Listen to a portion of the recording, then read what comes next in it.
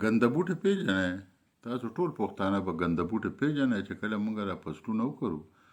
نو په دې کې په منځ کې بیا ګنده بوټي را پیدا شي، نو بیا زمیندار او کروندګر ګرځي او هغه ګنده بوټي د هغې نه لرې کوي، ځکه چې هغه ټول فصل هغه خرابوي. دغه شان زموږ په دې معاشره کې هم ګنده بوټي را پیدا شوي دي او ډېر په لوی تعداد کې را پیدا شوي دي او ټوله فصل یې خراب کړه، ټوله معاشره یې خرابه کړه. ګنده بوټي که فرض کو موږ په انساني شکل کې راولو نو هغه دغه دی چې علماء کرامو پسې خبره کوي، علماء کرامو پسې سپکې سپورې وایي، شیخ الحدیث مولانا محمد ادریس پسې خبره کوي او عجیبه عجیبه خاکې ورپسې جوړوي. ګنده بوټي هغه دي چې په دې ملک یې 50 کاله وخوړه، 20 کاله پیسې یې وګټلې، سکولونه یې وویل، تعلیمونه یې وکړل او د دې ملک خلکو ورسره ډوډۍ نیمې کړې، سکولونه یې ورسره نیم کړه، تعلیمونه یې ورسره نیم کړه، هسپتالونه یې ورسره نیم کړه. هغه خلک اوس هلته تللي دي موږ ته کنځل کوي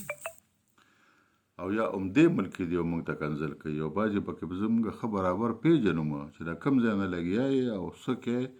او کله به زموږ دا لاس تا د سټ ته در رسي، بلکې ډېرو ته خو رسېدلی هم دی. بل ګنده بوټي هغه دي چې په خپلو بایو کې به یې لیکلي، د قرآن شریف آیاتونه به یې لیکلي او وایي به چې موږ په دې ملک کې شریعت راولو، خو د هغوی د خولې نه به دونه ګنده خبرې روزي، دونه ګنده کنځل به ترې روزي چې هغه څوک بیا دوباره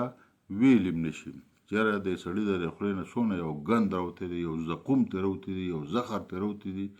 او دا بالکل هغه مخلوق دی چې په جهنم کې به همدغه شان مخلوق وي او همدغه شان به د هغوی ژبې وي. کنځل، د ښځې کنځل، د مور کنځل، د خور کنځل، هر هغه کنځل چې د پښتنو په ډکشنرۍ کې تقریبا چې نوې نوې دوی را پیدا کړي دي، دا هغه ګنده بوټي دي او دا زیاتره افغان کډوال دي او یا افغان مهاجر دي او یا د قبایلي علاقو د پی ټي ایم سره تعلق ساتي. دا دې ټولو ژبې ډېرې زیاتې خرابې شوي دي او زیاتره پکې د پی ټي آی سره تعلق ساتي، ځکه چې دغه ټول خو یو ګروپ دی، افغان طالبان، پاکستان طالبان، پی ټي ایم او پاکستان تحریک انصاف، دا ټول یو ګروپ دی. په دې کې هسې د نومونو فرق دی خو نور د دوی ټولو یوه نظریه ده، نور د دوی ټولو یوه ژبه ده، یوه لهجه ده او په یو لار باندې روان دي، ذهن ته ژرندې والي دي او په دغه یو لار باندې روان دي او همدغه یو کارونه کوي. انشاءالله تعالی چې دا ګنده بوټي چې کوم دی د دوی کار شروع شوی دی، خو د دوی کار لږ ګران وي ځکه چې دا به د بوټو د منځ نه بیا یو یو راوباسي که نه، نو د دوی کار لږ ګران دی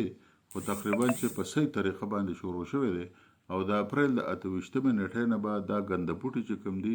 د دوی دا کار دا به ډېر په صحیح طریقه باندې شروع شي. نوې ټکنالوژي راغلې د دې لپاره او دا به دوی ډېر زر به دا ګنده بوټي زموږ د فصلونه او زموږ د معاشرې نه